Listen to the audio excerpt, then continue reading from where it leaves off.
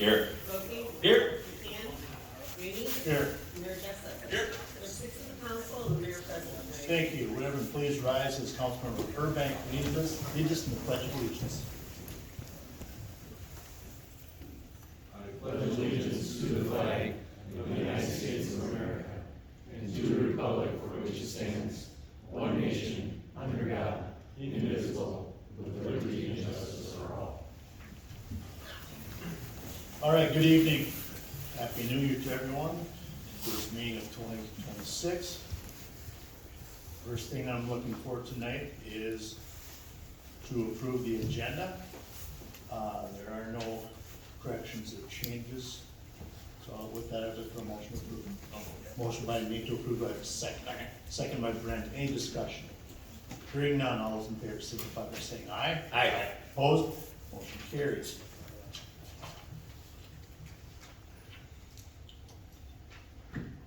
So we have a public hearing tonight, 1.2, to establish a TIF District 22-1 and use of tax increment financing for Ascend South. And with that, we go to Troy Klecker, our Community Development Director. Good evening. All right, thank you. So staff has been working with Red Line Development Group on the second phase of the Riverfront redevelopment project, Ascend South. The developer has requested the use of tax increment financing to assist with the project. The project would include 21,000 square feet of commercial space and 57 apartments with underground parking. There are a number of public improvements that would be completed with this project, including widening Vine Street, adding a trail connection between Oak Avenue and the river, reconstructing what is now Walnut to be renamed Ted G. Greenhofer Lane from Vine to Bridge, adding a sidewalk and more public parking along the street, replacing street lighting, burying overhead lines along the river, replacing a trail segment along the river, and adding a public drinking fountain along the trail. So we are asking a lot of public improvements as part of this project, which justifies much of the TIF that's being requested here. So the length of the TIF district could be up to 26 years. The total present day value of the TIF going to the developer would be $2,726,000, and an additional $100,000 that's being generated from the TIF would come back to the city as part of the purchase of city property. Now, to quantify the public improvement, should we have done all of these on our own, the engineer's estimates is about $880,000 in public improvements. Now, the fact that they are doing it as part of this project and they'll have a lot of that equipment and work right there on site, they can do it for less than that. So there's a cost advantage to having all of this done while they're doing the project. In addition to that, the city would be collecting 5% of the TIF, or about $288,000 over the life of the TIF to reimburse for administrative costs. We have upfront administrative costs in establishing the TIF district, and then we have ongoing costs in doing the annual reporting. So that is the total there. We are, in this resolution also is a reference to an interfund loan. So that is a total of $388,016. That is the administrative cost, the $288 plus the $100,000 for the city lot. So because we are upfronting those costs, so to speak, in this project, we need to do an interfund loan. So this first resolution then really approves utilizing TIF for this project, approves the TIF development agreement, and then establishes that interfund loan because of the upfront cost. So staff would recommend approval of this resolution and can answer any questions. There is another piece, the next resolution about the sale of the property, which I can handle after the public hearing. Okay, thank you. We will open up the public hearing at 7:05. Anyone that would like to speak on this TIF district, please step forward and you will be heard.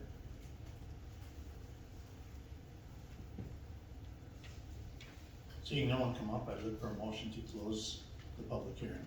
Motion to approve. We have a motion by Brent to close, do I have a second? Second. Second by Nate, any discussion? Hearing none, all those in favor signify by saying aye. Aye. Opposed? And the public hearing is closed.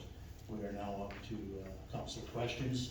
Are there any questions from the city council in regards to this TIF?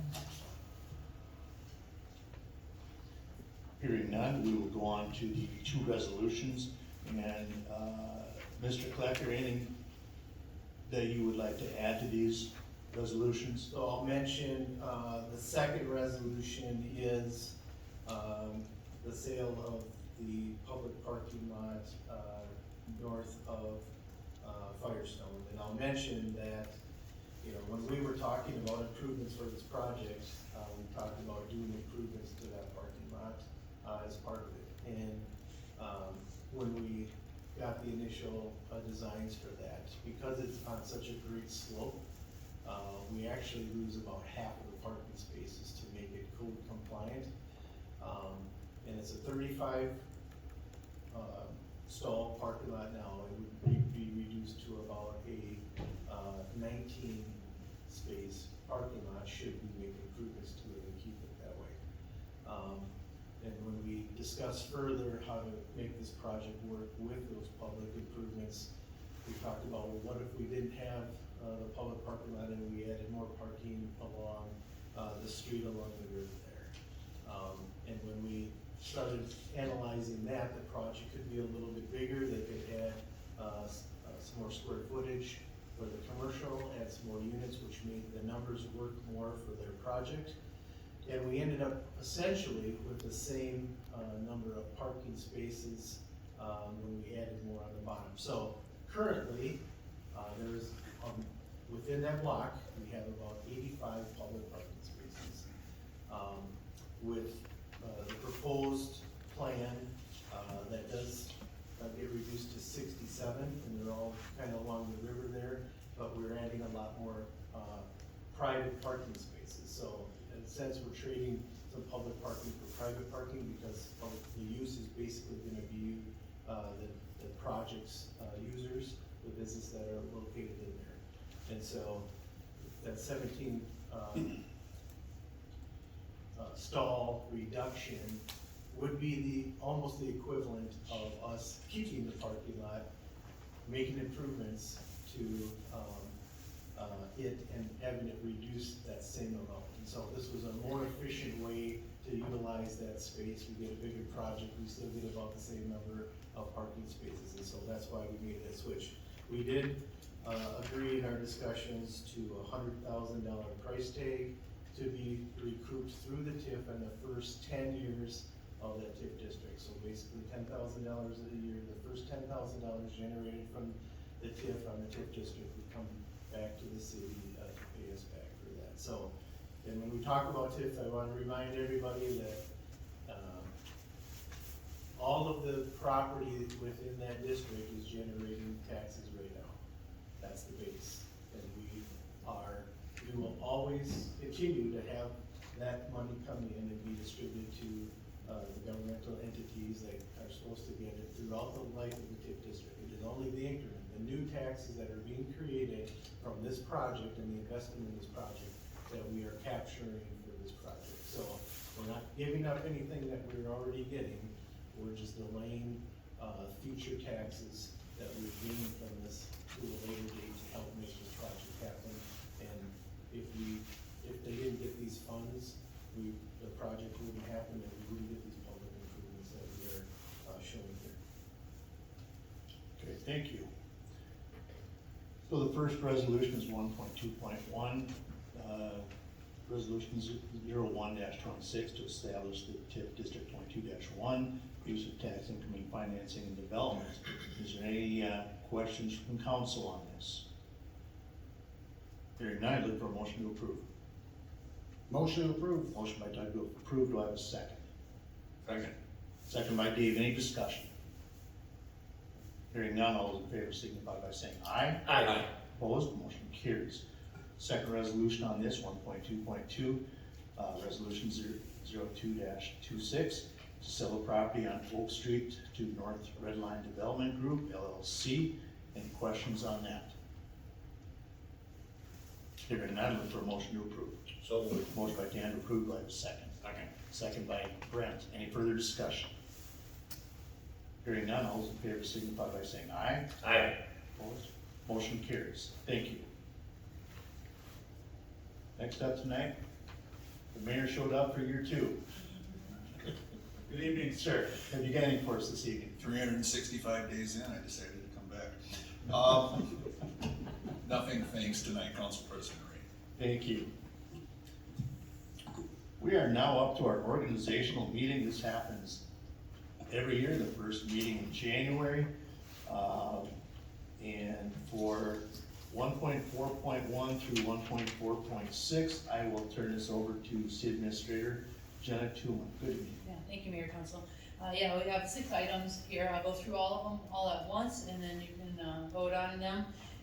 But like you said, it's our annual meeting for setting these, and following the state auditor's recommendation that the city annually designates a depository and for the upcoming year, and formally appoint those authorized to disperse the funds. And the resolution authorizes the mayor, the city administrator, myself, the assistant administrator, senior accountant, accounting tech, and to disperse these funds through different modes such as checks, electronic funds, transfers, wires, and ACH. So the only change on the back is we've updated the bank names to Old National.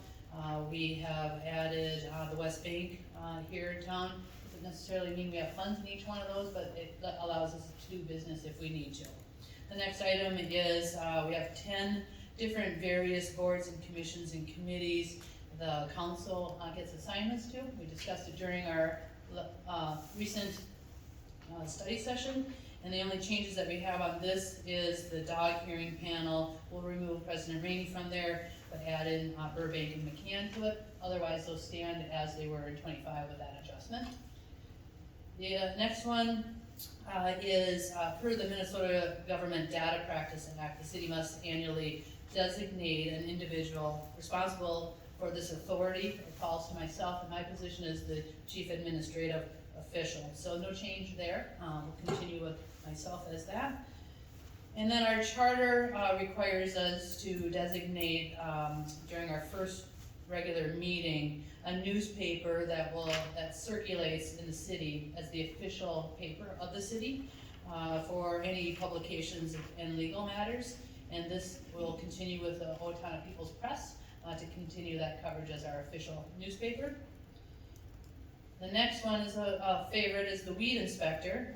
Chief Hoffman wins this one, and he will continue. We've been using Chief Hoffman in this role, and has worked well and is a good point of contact for the residents and any concerns with any vegetation. So we'll continue with Chief Hoffman as our weed inspector for 2026. And the last one is we have our regular meetings on Tuesday, the first Tuesday and the third Thursday of the month. We have a couple needs to move them. One is in February 3rd, the other one's August 4th, and the last one is November 3rd. The February one is for precinct caucus, August 4th is for the National Night Out, and then the November one is the general election, the 26th. So we'll move those one day later to the Wednesday, and so each one of those will move to the Wednesday. So noting those are our changes of our city council meetings. With that, staff recommends all. Thank you. First up tonight is 1.4.1 to change the 2026 council meeting dates. Look for motion approved. Motion approved. Motion by Nate to approve, do I have a second? Second by Doug. Any discussion? All those in favor signify by saying aye. Aye. Opposed? Motion carries. 1.4.2 council 2026 representation on the boards. You heard Administrator Tuma's change on that. With that, I would look for motion to approve. Motion approved. Motion by Brent to approve, by the second. Second. Second by Dave. Any discussion? Hearing none, all those in favor signify by saying aye. Aye. Opposed? Motion carries. Next up, 1.4.3 designate newspaper for 2026 official city business. Look for motion on that. Motion approved. Motion by Doug to approve, do I have a second? Second. Second by Nate. Any discussion? Yes, Yes. I brought this up the other day, and I don't know what we value more is sending out a public notice more times per week, or we value most residents reached, not favoring either one newspaper over the other. Let's see, we have a bit of we have two papers that covers, one has reaches more people, one comes out more times a week. If we wanna stay copacetic and stay the same, that's fine, but I just wonder what we're, are we trying to reach more people, or just be out more times every week? So, I will just answer it as because of the circulation, maybe Jeanette can speak to it, but because we can post it, and then they're within the city limits. Thank you. So we have a motion second, all in favor, signify by saying aye. Aye. Opposed, motion carries. 1.4.4, resolution 0326, designate 2026 depositories and authorize signatories. Any discussion on that? Hearing none, look for a motion to approve. Motion to approve. Motion by Doug to approve, do I have a second? Second by Nate, any discussion? Hearing none, all those in favor signify by saying aye. Aye. Opposed, motion carries. 1.4.5, resolution 04-26, designate 2026 responsible authority for data practices. Any discussion? Look for a motion to approve. Motion by Nate to approve, do I have a second? Second by Brent, any discussion? Hearing none, all those in favor signify by saying aye. Aye. Opposed, motion carries. Final one is 1.4.6, appoint the 2026 weed inspector. Any discussion? Hearing none, all those, I'm sorry, look for a motion to approve. Motion by Dave to approve. Do I have a second? Second. Second by Doug. All in favor signify by saying aye. Aye. Opposed, motion carries. That concludes our organizational meeting. Next up is consent agenda items. The consent consists of board meeting minutes, permits, those things logged into one motion. I will add that the consent, or the finance report is now found in the consent agenda. With that, I would look for a motion to approve the consent agenda items. So moved. Motion by Dan to approve, do I have a second?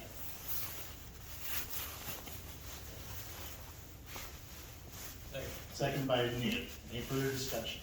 Brent. Mr. President, I would recommend that item 2.5.4 be conditioned upon approval of item number, let's see if I can see it here, 3.2.6, since that's related to that item. Duly noted. Do you have anything? I did. Doug? Okay. Just for those in attendance or at home watching, he mentioned the finance report has moved into the second part of our consent agenda items here. Just so you know, everything of finance is in the packets.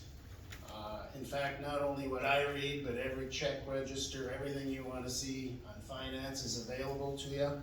It's online. You can go on the agendas and find it all. So just wanted to make sure everybody knew that it's all still available, even though I'm not gonna read it. So, thank you. So we have a motion and a second. All those in favor signify by saying aye. Aye. Opposed? The consent agenda has been approved.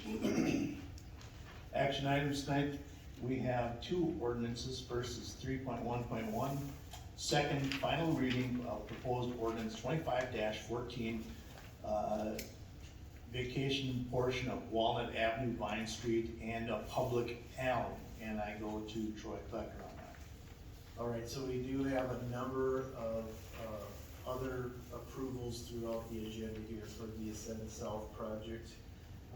One of which is the second reading here of the vacating of Walnut Avenue,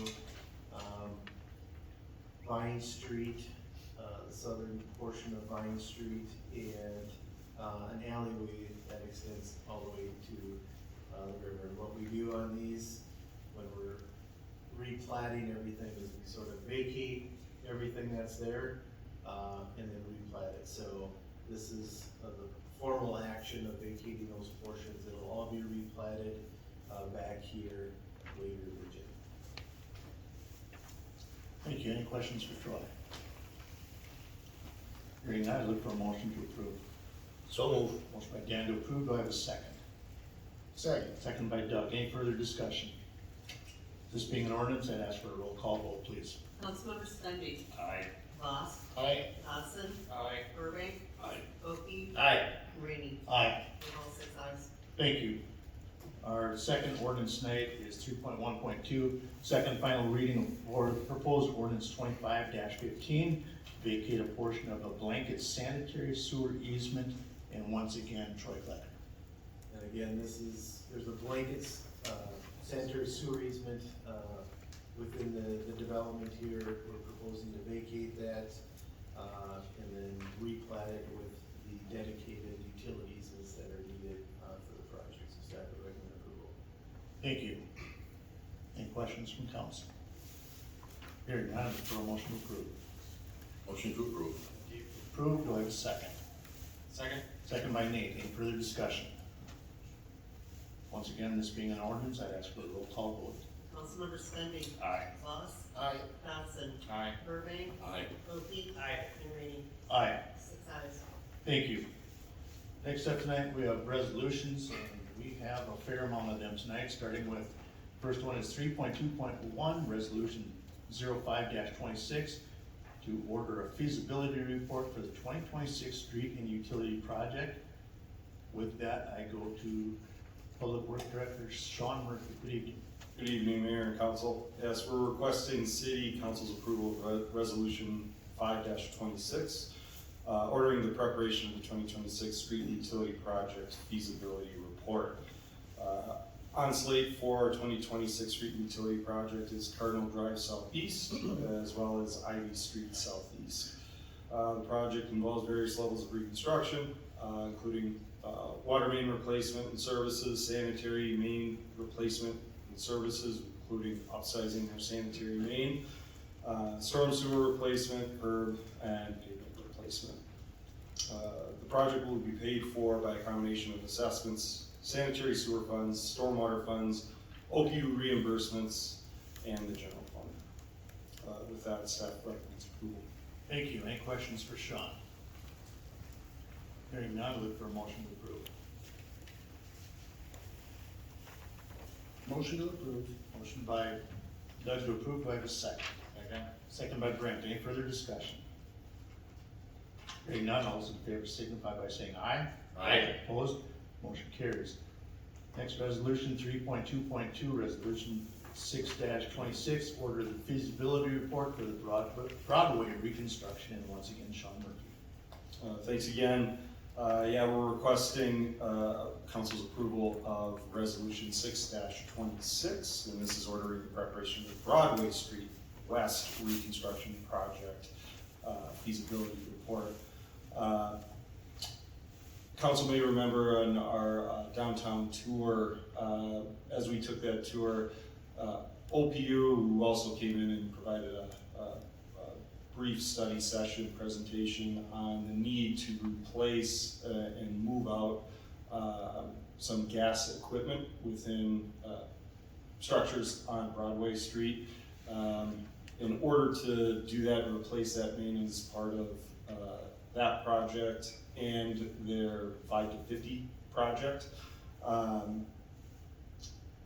involved a number of panel replacements throughout Broadway Street, both in the street itself and the sidewalk, which kind of elevated this street segment on our priority list. We've had numerous panel replacements within both the north and south sidewalk. This project from OPU kind of elevated our assessment of Broadway. And with that, we're recommending that we go through a feasibility report on reconstructing Broadway Street, which would include, I believe it's an 1890 or 1892 water main replacement, very old sanitary main replacement, storm sewer replacement, as well as services. So, project is going to be paid for by a combination of assessments, sanitary sewer funds, stormwater funds, OPU reimbursements, and the general fund. With that, staff recommends approval. Thank you. Any questions for Sean? Doug? Sean, when it comes to our 130-plus-year-old infrastructure, is that probably about the end of it. I'm very shocked that it's stayed on this long, but there's wood water main pipe in places in this country still that are still operable. So it's quite impressive, but you know, being that it is a highly dense area, it is high on the priority list of OPU to get that replaced. Thank you. Any other questions? Dan? Will this be similar to Cedar Avenue then, a complete rebuild? That is what we're going to evaluate with our feasibility report. That's what we're anticipating, yes. Any questions? I do have one, Sean. As we look at the map, it's going right to the east end of Park Street. Is that street? West Park Square. West Park Square. With the changes that are going to happen on Main Street, should we be looking at continuing this to the east end of Park? Or we're satisfied that that's gonna align very well and we don't need to? You mean, so Park Square East, is that? Yeah, So- carry it to the east end of the Park Square. Correct, as part of this project and in concert with Main Street, we are looking at possibly converting that one-way section of Broadway on the north end of Park Square. That will be evaluated within our feasibility report as well. I don't think that we need to go all the way to East Park Square, but certainly we need to evaluate just with the restricted turning movements from Park Square West onto Main Street. That's being proposed with our Main Street project with the county. We certainly need to evaluate that pork chop island removal and potentially going to two-way traffic all the way from Oak Ave West all the way to Elm. So do you know everything buried under Broadway to the east, is that newer infrastructure than what we're taking out on this proposed? From our sanitary sewer, storm sewer, yes, to a certain extent. I believe that when we go through this feasibility report, we're gonna be evaluating with OPU as to the extent in which they want to replace their water main. Okay, thank you. Any other questions? Dan? One other question, you said that this project's maybe expedited a little bit by the needs of OPU, but it's certainly some rugged areas on that road.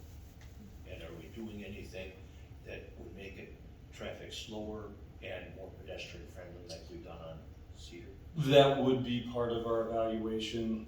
From an engineering design standpoint, we would look at some traffic calming measures, potentially narrowing up drive lanes, certainly looking at adding in maybe a mid-block crossing with curb bump outs similar to what we have at the intersections and alley connections on Cedar, connecting to our, which you can kind of see in that photo already, our new access from the Vine Street lot that brings people into the Broadway area.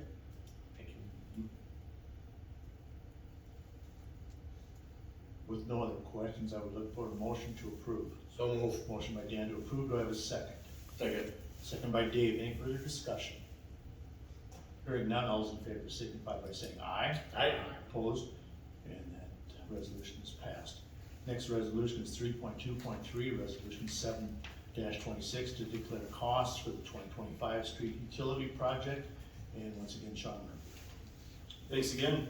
We're here for requesting council's approval on resolution 7-26, declaring our costs for 2025 street utility project that included improvements on Lynn Drive and Oakdale Street Southwest.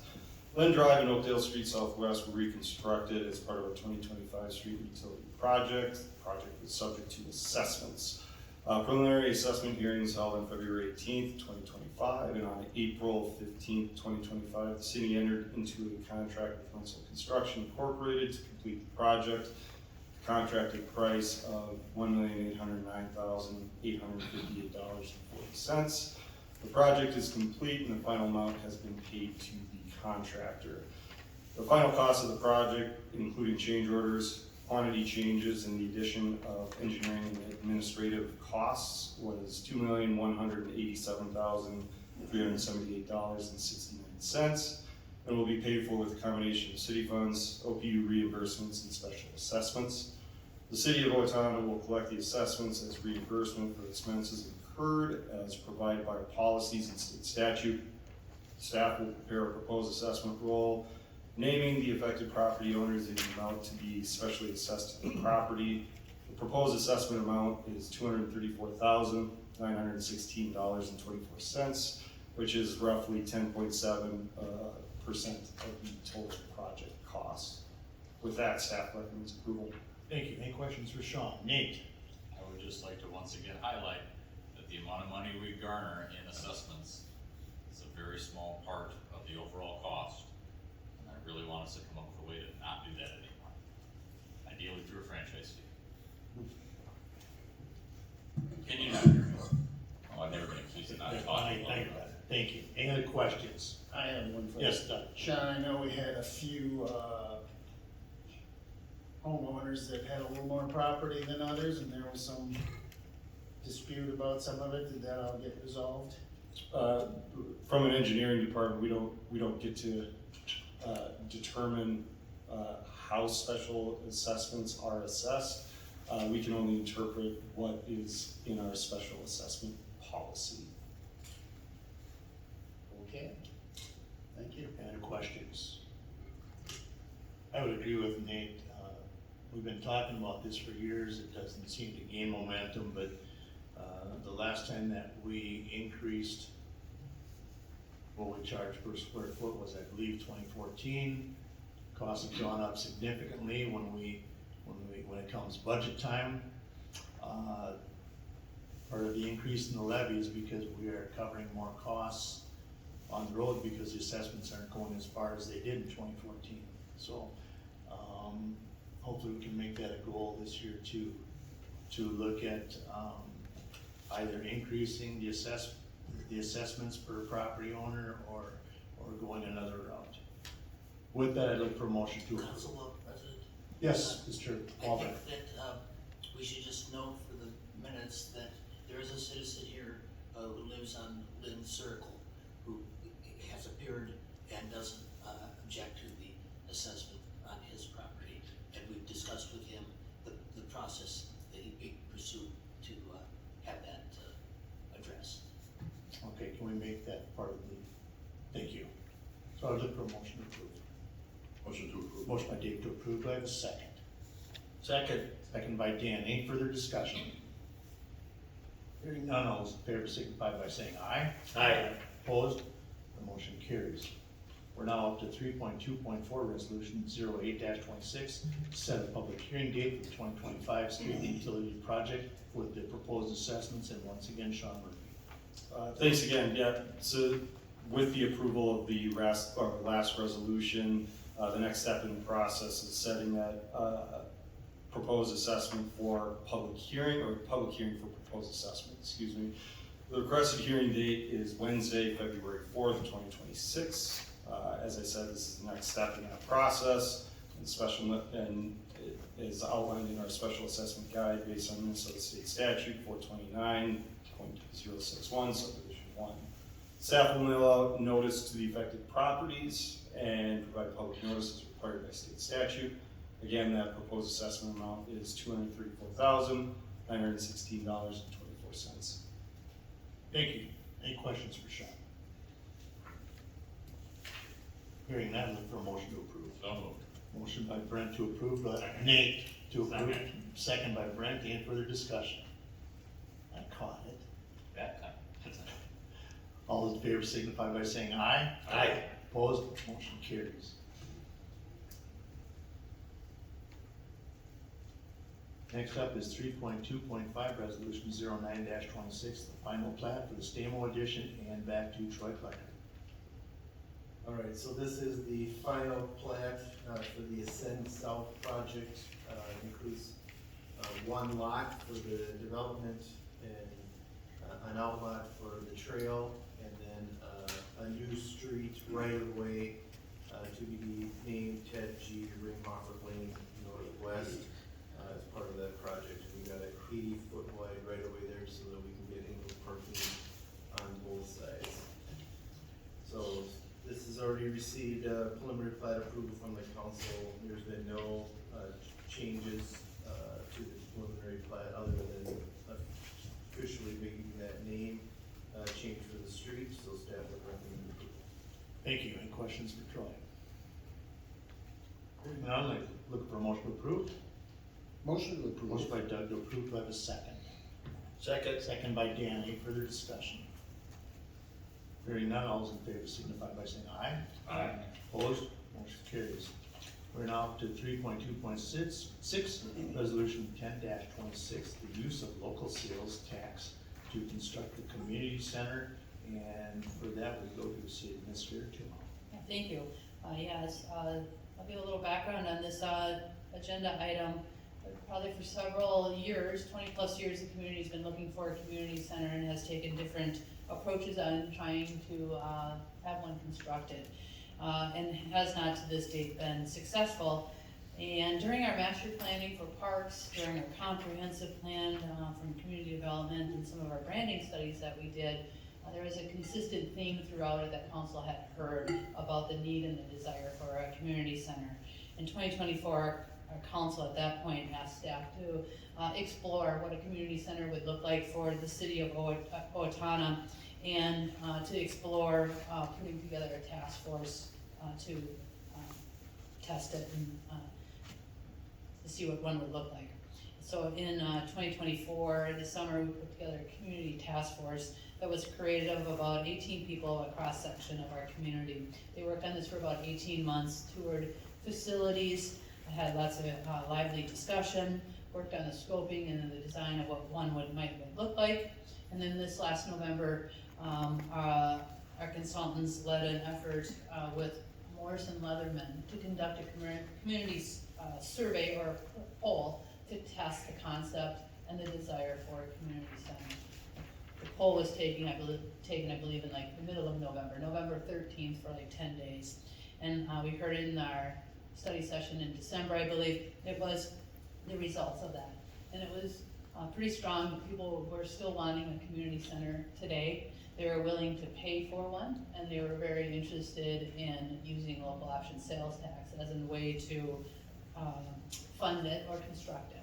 So with that, this agenda item here is to move forward with a resolution asking for permission from the state legislature to conduct that referendum where sales tax would be used to build this community center, and it is a vote that the voter or the residents would take. This is just one step in the process. We've been working on this for the last 18 months. There's probably about 12 steps in this process, and we're at about 3. So we have several to go through, but it's just a step in time. Nothing is being authorized to build or put money additional towards. It is just a step in the process to get to the legislature. If the permission was granted from the state legislative, then the council would have option to go forward and authorize that vote. If the state legislative did not grant us permission to hold that referendum, then we would need to go back in 2027 to ask that same process. So there's no guarantee that we would be granted this authorization to hold this vote. Let's see what else I want to say in here. Again, nothing's being authorized to vote. We do have in our consent item that is tied to this is the lobbyist to help us with that bill to get passed. And it's $40,000, and we've used this consultant lobbyist before. And so with that, that is the cost of that would be tied directly to this. And it is in our 2026 budget. We did plan for it if this item would move forward from it. So it is in our current budget as part of our work. And so looking for our recommendation is to approve this resolution for support. Thank you. Any questions on this? Doug? Oh, you're reading, no? Comments? This is good. Yep. Having no questions, look for a motion to approve. So move. Motion by Dan to approve, do I have a second? Second. Second by Dave. Any comments? Yes, sir, thank you. Just to really reiterate what Jenna said, there's a lot of steps to this process. This is just another one. We'll get to hear from the community. It gets to get voted on, so it can get voted for, it can get voted against. So there's a long way to go on this, so this is just one more piece of the puzzle. Nate? Nate, Uh, quit bickering. And I would highlight the fact that sales tax, the legislature very tightly controls that, so approvals are very tightly regulated. Mr. Sexton, we could probably use your help in freeing up some previous sales tax dollars that we simply cannot utilize, because the restrictions on how that had to be utilized.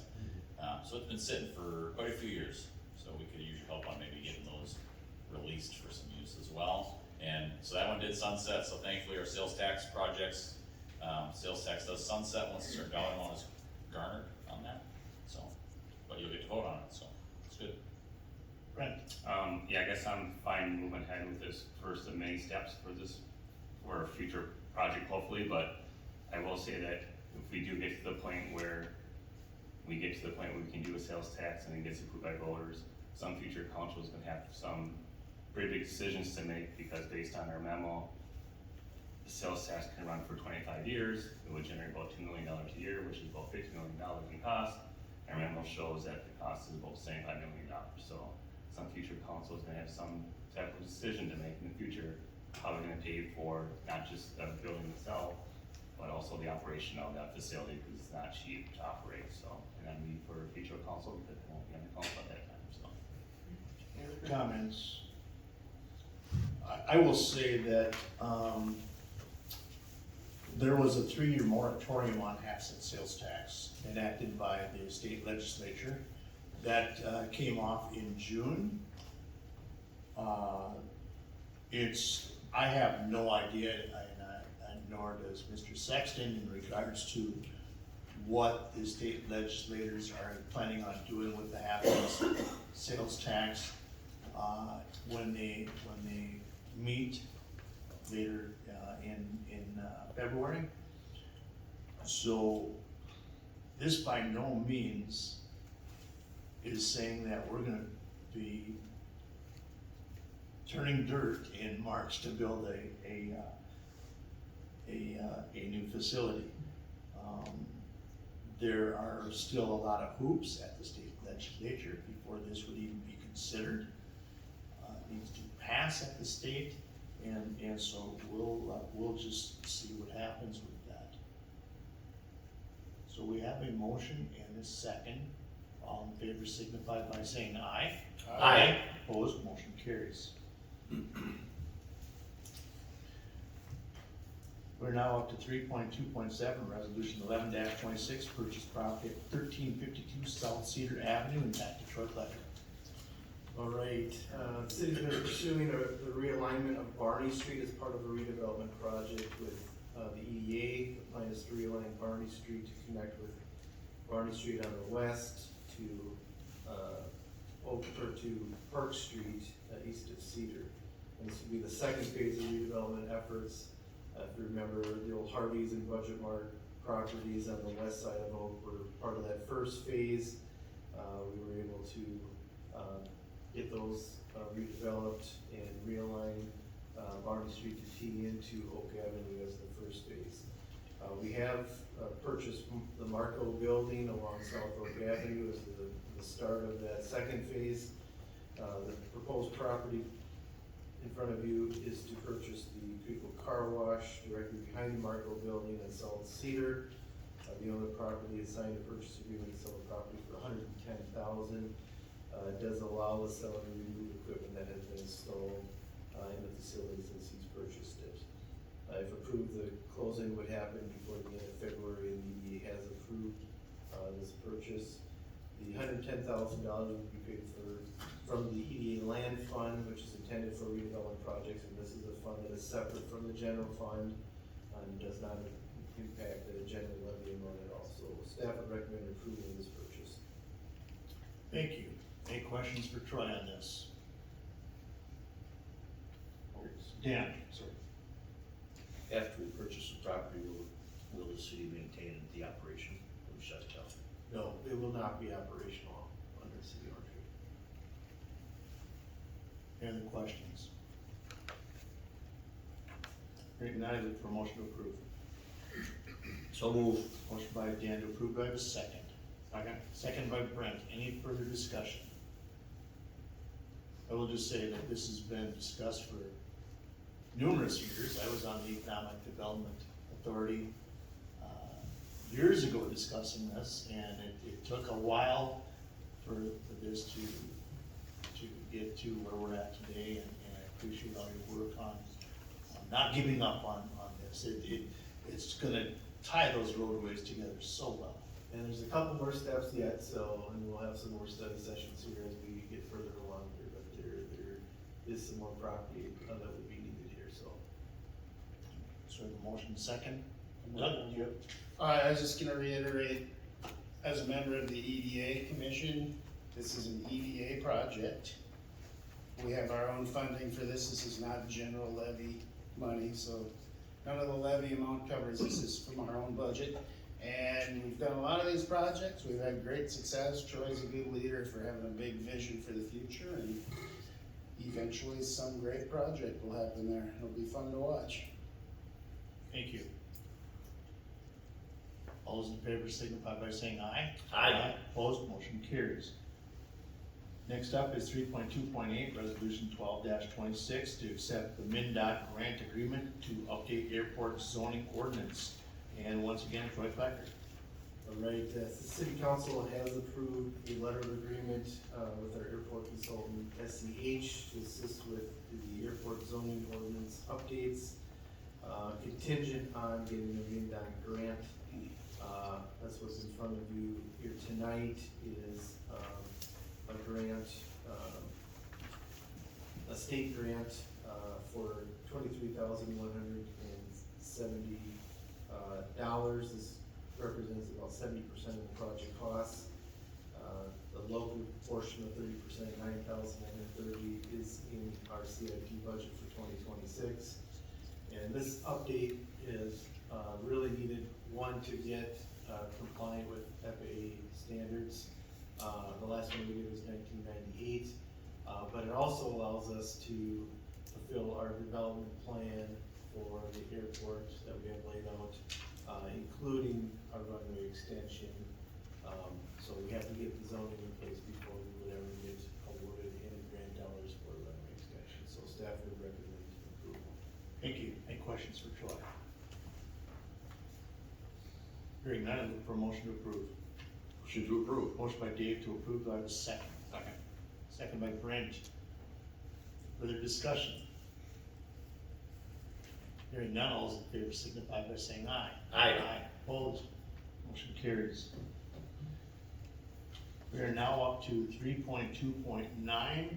It's the alignment of new wage start dates, and that is broken down in regard as to 3.2.9-1, -2, -3, and -4. And for these resolutions, we go to Human Resources Director Rachel Voss. Good evening. Good evening. So we are looking to implement the best practice of aligning effective date of wage changes for the city's payroll periods.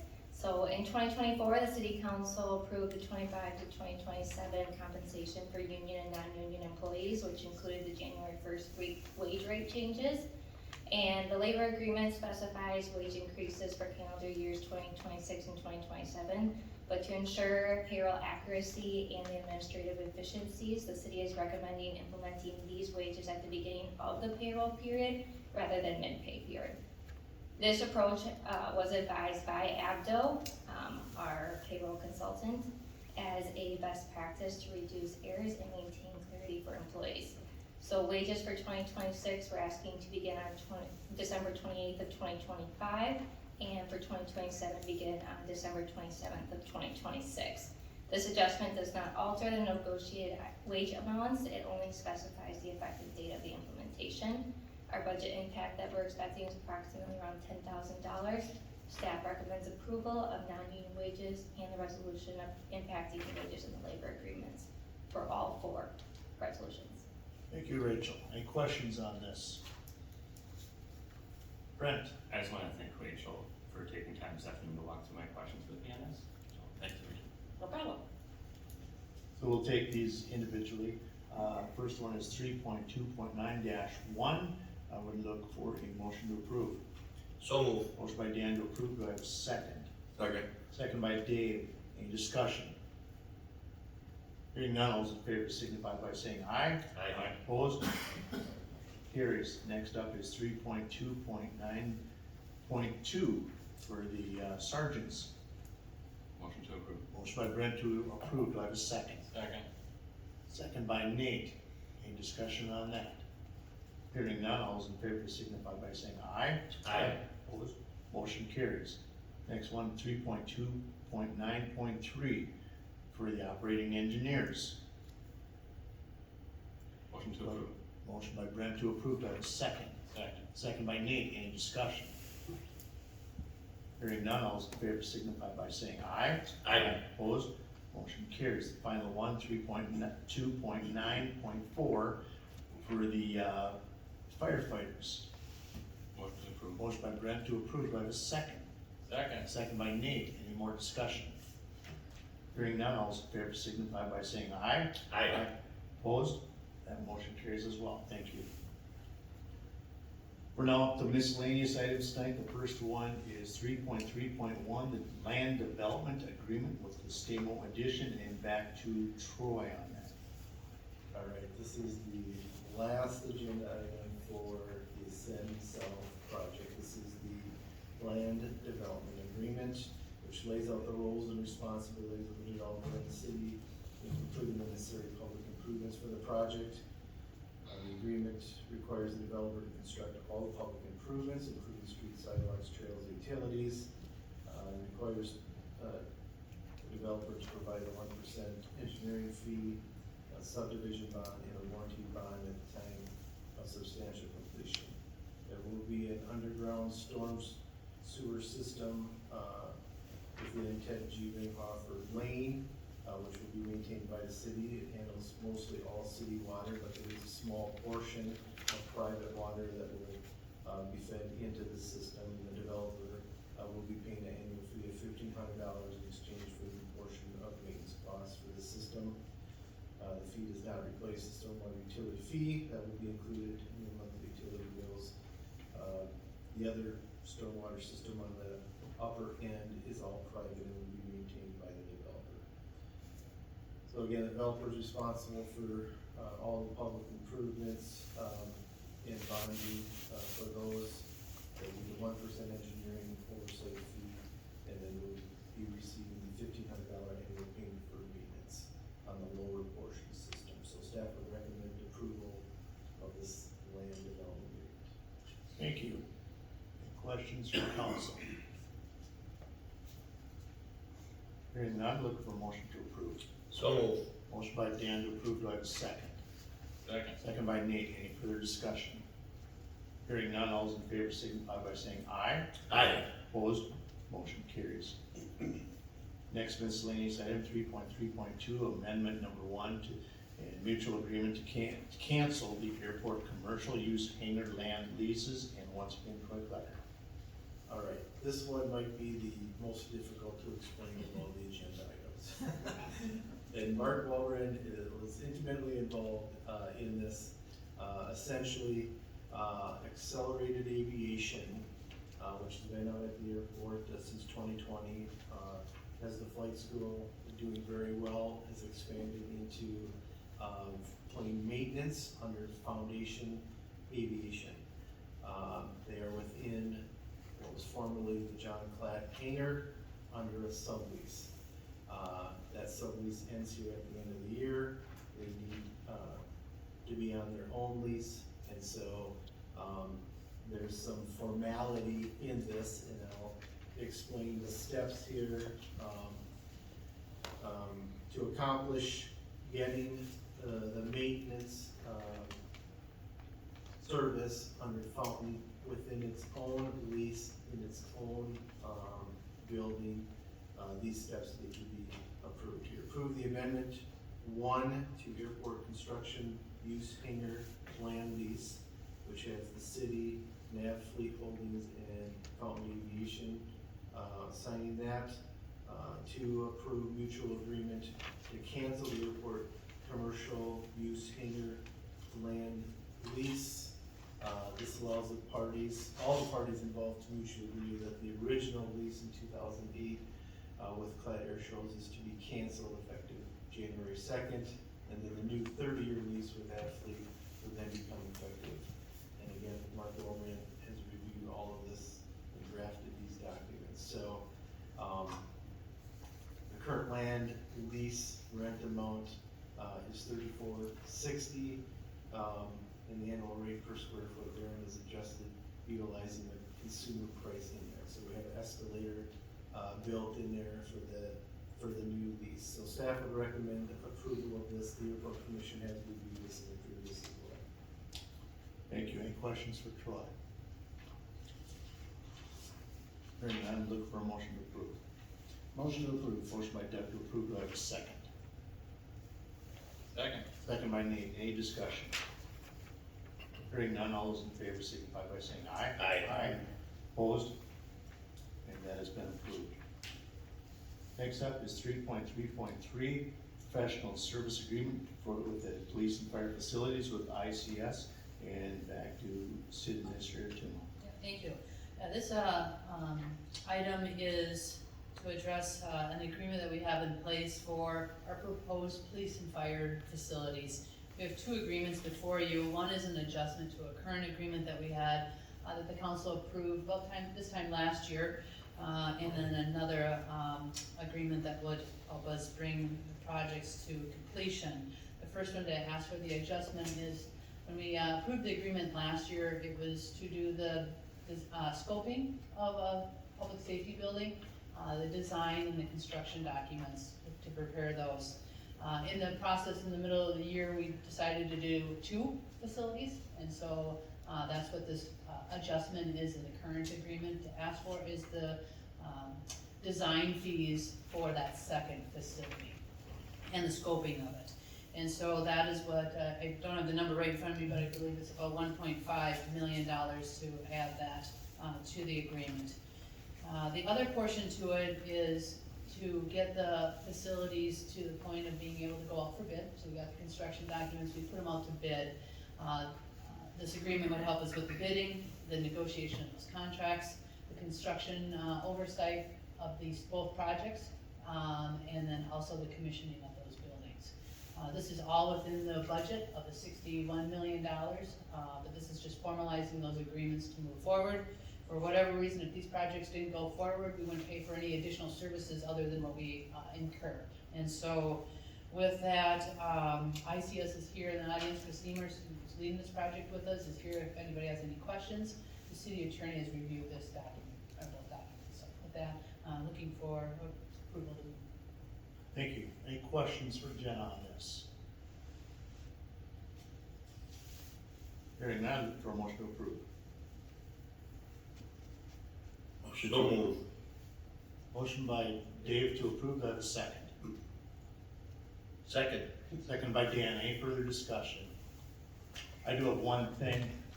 We did have a constituent reach out to, I know for certain, to Mr. Volke, Mr. Voss, and I forwarded my email to Jenna Tuma. I know that all 3 got back to the constituent. I appreciate you all being able to do that for me.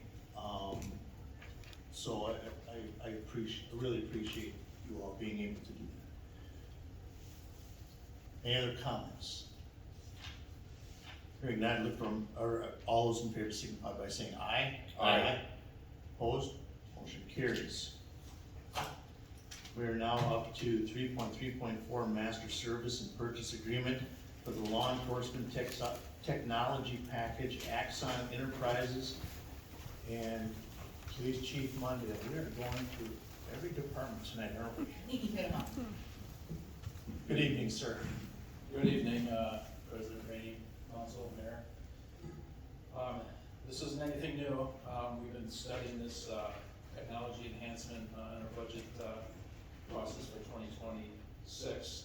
But I want to present to you, this is where we're coming to terms on this, and this is where I'm going to be asking for permission to purchase. So we're looking at Axon Enterprises for a law enforcement technology package. We're currently using a different vendor. When we first launched our body-worn camera program, that was in 2019. The system has really come to the current lifespan of the hardware and the operating system. So we're looking at new products out there, and with technology and how it's been changing so rapidly, there's a package that Axon is promoting, or Axon is providing. So Axon, for those that people are familiar with the original designer of the taser, that would be the Axon company. They're certainly leading the market in this technology for law enforcement. So we would be asking for this enhancement to our technology program. So instead of it just being a simple body-worn camera system, this is going to bring us a lot more technology. So let me run through the list here real briefly. So it'll be providing us in-car dash cameras, interview rooms, and cameras for our tactical team. We have they're basically donating 5 additional headset cameras with the package. They will be providing us new body-worn cameras halfway through the life of the contract, which is at 30 months. They'll be providing us taser 10s. It's the latest, greatest taser.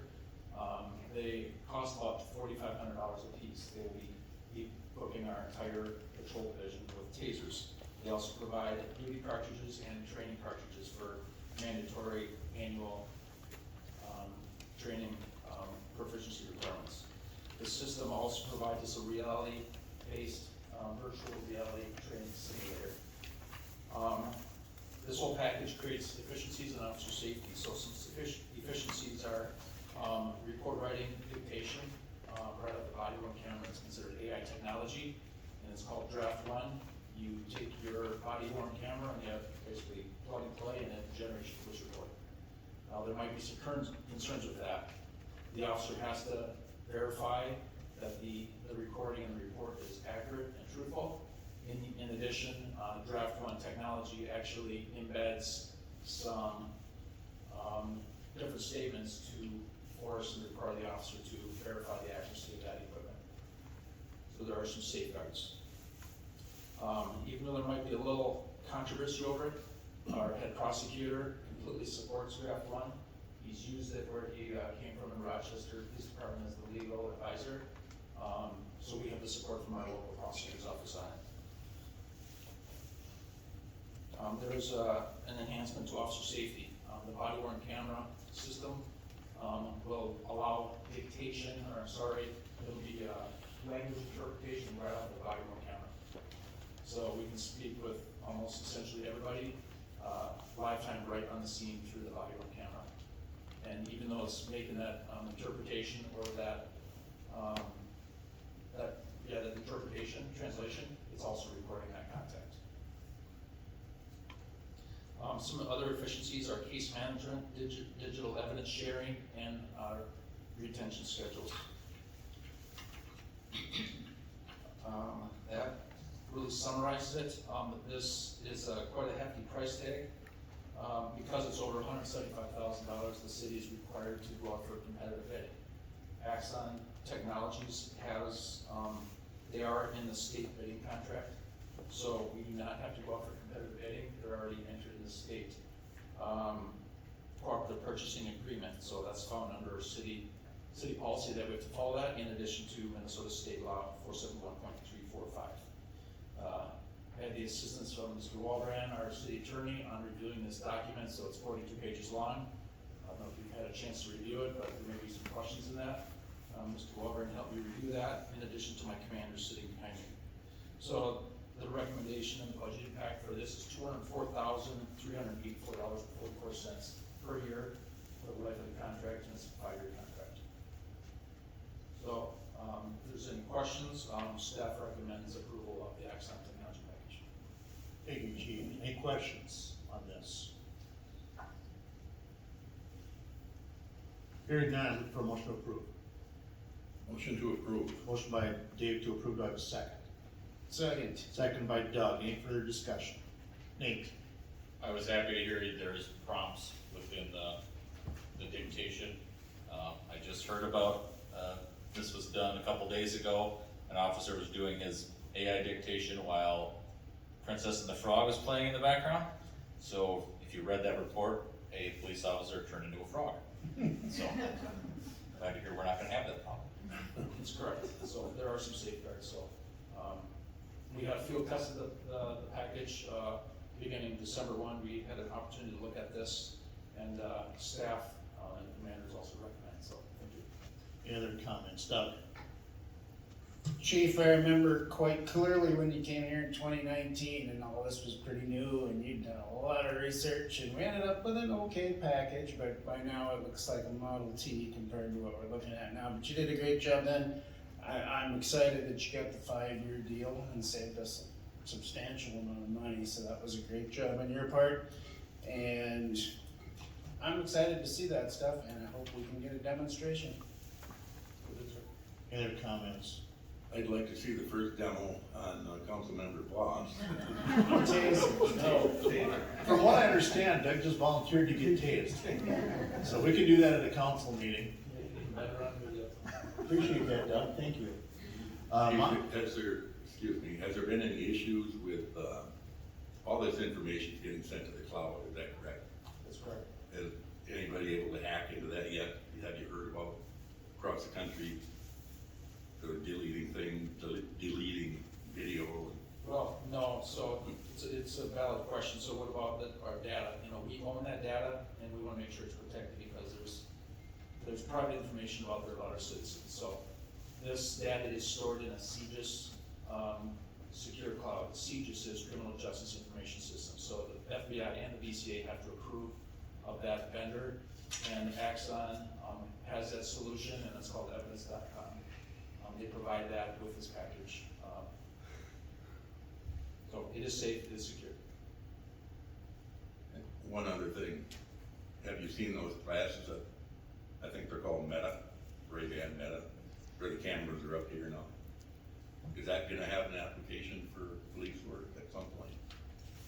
I would imagine so. If you remember back when the first camera came out, it was actually a taser cam and maybe some sort of lens or head cam, and Burnsville PD had that. So they've been out for probably the last 15 years, but they are getting smaller and more concealed. So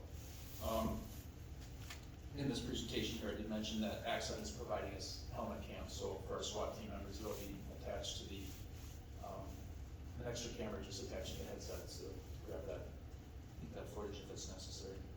Thank you. The only comment that I have is, a lot of us attended a conference in Duluth this summer.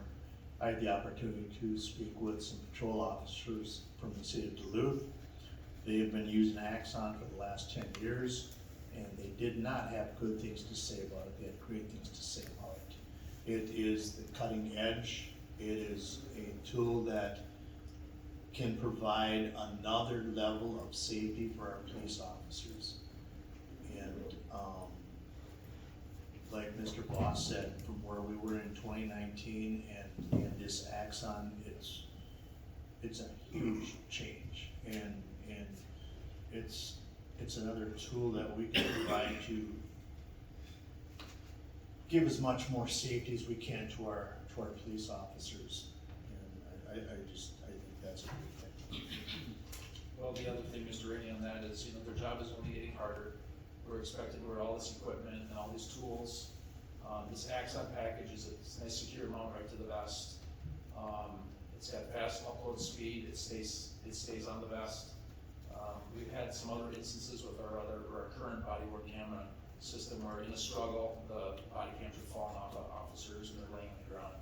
So very pleased with what we've seen, what we've tested, so, staff is very excited about this. When this first came to be an idea and an opportunity for us to, look at this, they're very excited, and they know that there's, a lot of support here, from our officials, so thank you. Thank you. So we have a motion and a second. Dan? Just one comment that mostly for citizens, and that, this might seem kind of a quick and easy presentation. Yeah, okay, let's get after it. But we've talked more than a few sessions with the police department about what we're looking to spend and what it's gonna do for us. And some were some really tough questions for our staff.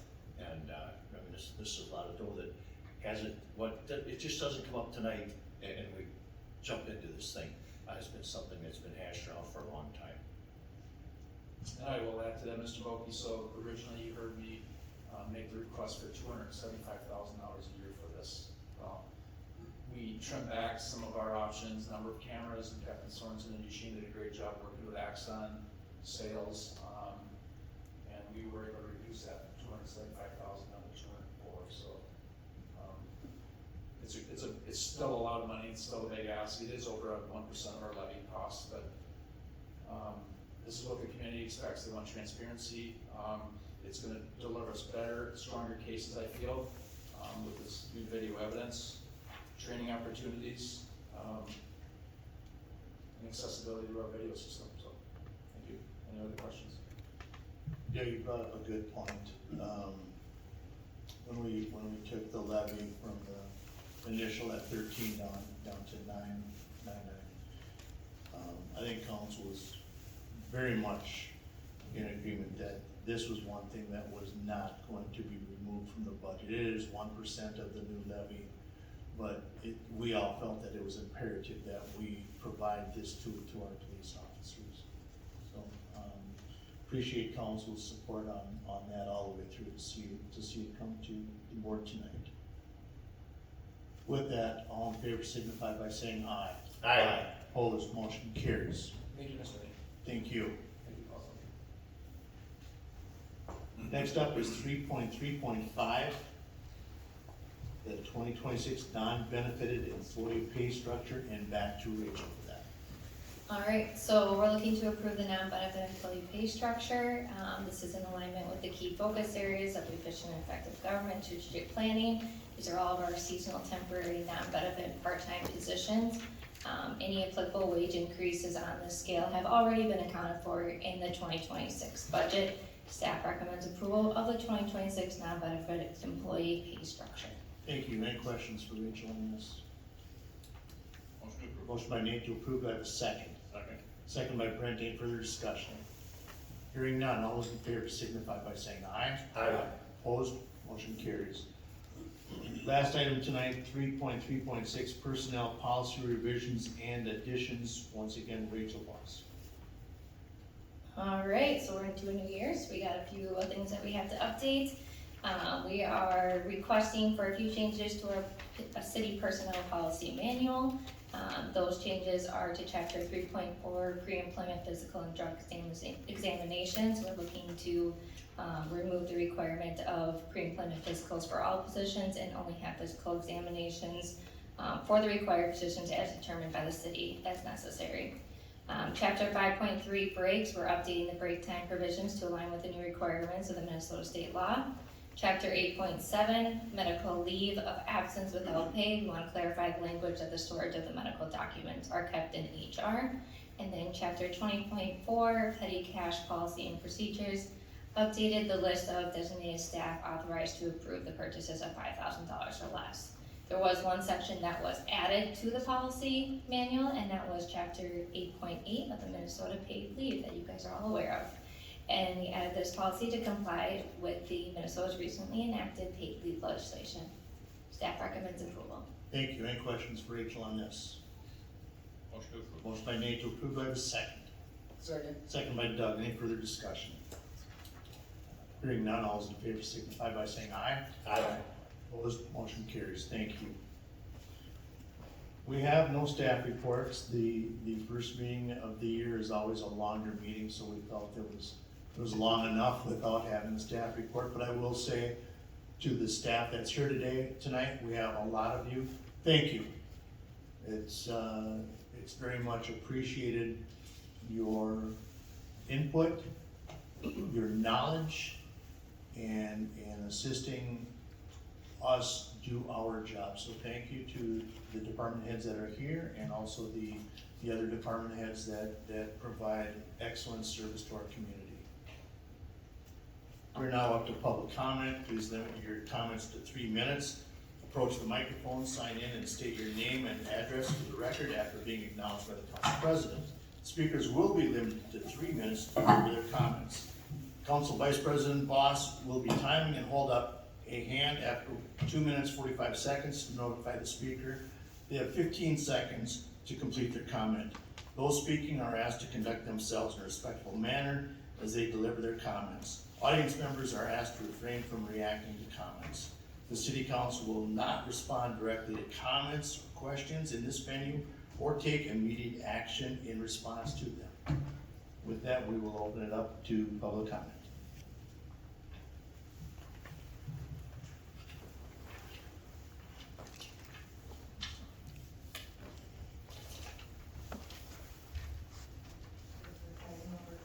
Goes first.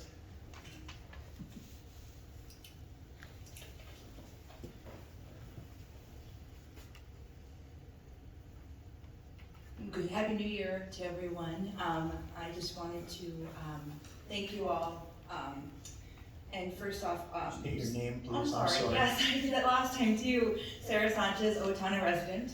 I just wanted to say that I know there were a few constituents, residents who had they'd seen some extra, the additional that was for with ICS and the building, and there was 1.3 million, and folks were like, well, what is this additional? I think that things get really heated when people kind of come right to a decision and there's not, they're not kind of looking into what all is going on. And I think that when it comes to transparency and working together and being a part of what between the residents and what needs to happen as a town, I see where transparency and also working together with, as we look towards the other building, the community center that we're looking at as well, which is obviously a big part, it's further on in the, up the pipeline as we're talking about. I think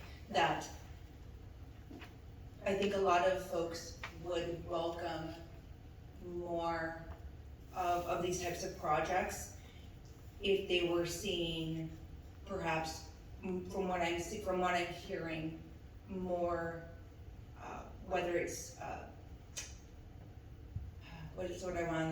more of the businesses being able to put into some of these projects, meaning like a community service center where businesses could have a part of helping to build that so that citizens aren't getting so much of the bill. So looking at that as and seeing how residents are reacting to some of these, whether it's a increase in our tax levy, or if it's, these other things that are coming up, additional fees that are coming up.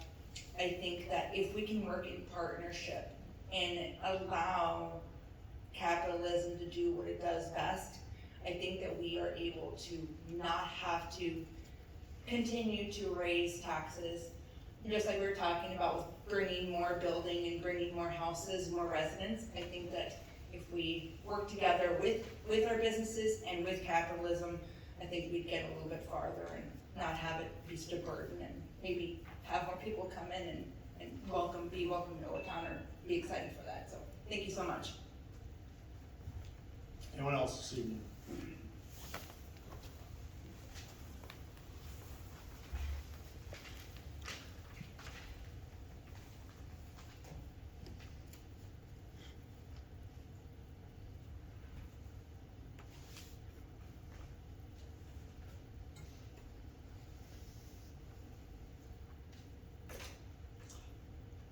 Good evening. My name is Carl Wheeman. I live right over in Glendale Street. Since the last time I was here, I found out that there was a presentation put out many months or a year ago that was never sent to anybody locally. So none of us on Glendale knew about the police station happening. And in that presentation, which is 81 pages long, it talks about it, and it says the building alone for the police station is going to be over $23 million. Now that doesn't include any of the land work or anything it says, so that's going to be very expensive. Plus, it also talks about the staff house. So is that house on the corner going to be bought by the city and used? Because it's talking about that even. When you look at that area and all the sledding, they were out there today even in this weather, sledding, different areas. But it's been used so much this year with the snow. There's other places in town that I have mentioned before, like one right back here at the Racket Tennis Court North. That's a bigger area. Then over here, it's flat. It would cost less to put it over there. And when it comes time to leave here, it's very tough to get down to State and then go either way because of the traffic coming from either here or the Arts Center or the Little Theater. They'll back up 10, 15 cars real easy. Over there, they can come right around, get to State, go left or right, and if they want to go that way, they can get to the stoplights, which are controlled by emergency, and then they could go across, or if it's a north end, or go around and go over the bridge of the railroad tracks, which this way they can run into rail tracks. Or they can go the other way, go over to Bridge Street, and again, got stoplights. Now, just a day or two ago, it was brought to my attention another city location that they own. It's the Leo Rudolph Park, which is, everybody knows where it is, and it's over 60 acres. They could do it right on the end of that dead-end street there, build it there, come out, again, get into the Bridge Street, which those stoplights are controlled by emergency vehicles. Those are some of the things that I've had. People talk to me and everything. Again, I like to see the city do improvements, but this is getting a little expensive. And one last note. January 30th, right here on the hill, they're gonna have, the city is promoting this, City of Owatonna, a cardboard sled race. Is this gonna be last year for that? If anybody's got any questions, let me know. Will you leave the sign-in sheet you took? I'll have to track you down. Okay, thank you. Anyone else this evening?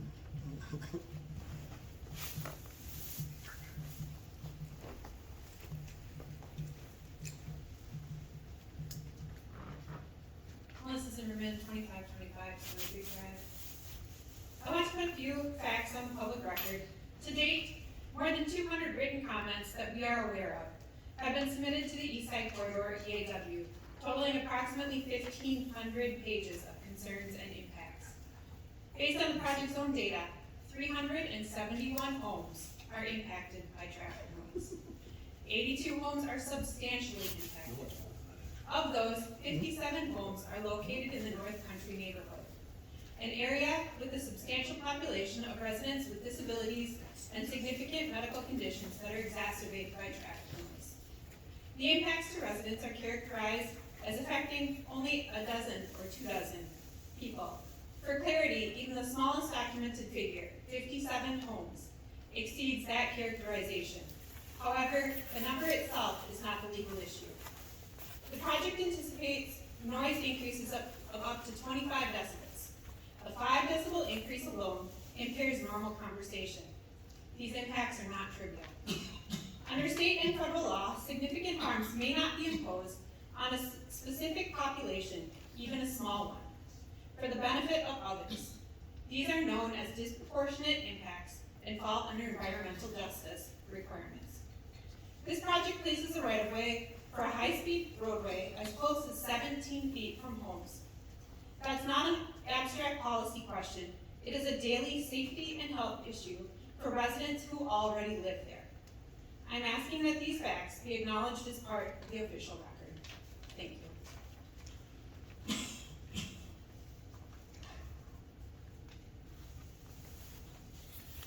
Anyone else this evening?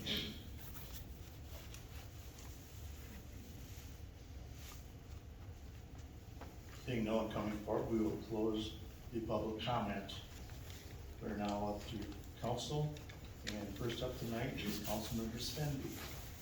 No comments in this new year. Councilmember Voss. Nothing to add. Councilmember Dotson. The only other thing I'd like to comment on regarding sales tax, Mr. Sexton, the other thing that would be great is we could remove the legislative requirement for approval at all. Because we just had to spend a bunch of money on a lobbyist in order to get approval to send a sales tax option to the voters to approve. So if we could remove that hurdle, it would save us some money. It's gotta go to a vote anyway, and we have taxing authority, except when we don't. The state decides we can't have it. Any help would be appreciated. Well said. Councilmember Burbank. Well said enough, I don't need to add anything to it. Councilmember Volkey. No further comment. Mr. Mayor. Just wanted to recognize, or take a moment to mention the recognition ceremony. If any of you were here early enough at the study session, Chief Mundale led a ceremony recognizing several officers for bravery and going above and beyond the call of duty. Life-saving awards to Officer Julia Hansen and Nurse Candace Roush, Officer Kyle Martin and Alan Callahan for life-saving measures. The traffic safety hat trick to Sergeant Valerie Satry, and a commendation to Detective Travis Ardolph for taking a lateral job. And then, I don't know, for me, I guess the highlight of this ceremony was canine retirement, and we had the pleasure of being joined by Vegas. Took his seat as the center of attention, as he really should have. But to all of the officers that were involved in there, and to Nurse Candace Roush, well done. Thank you for your service to Owatonna and the Owatonna area. We truly and deeply appreciate everything that you do for us every day. Well said. Thank you. Administrator Tuma. I know it's hard, nothing to add. First time ever. Wow. For myself, I want to take this time to thank staff, council for their thoughts on the passing of my father-in-law. While he was 93, he was still, a living soul that impacted a lot of lives. So thank you to everyone, very much appreciated. And as we move on with our lives without him, he will be missed, but we look forward to the day that we get to see him again. With no other business before us, I would look for a motion to adjourn. So moved. Motion by Dan to adjourn, do I have a second? Second. Second by Dave, any further discussion? Hearing none, all those in favor signify by saying aye. Aye. We are adjourned, thank you.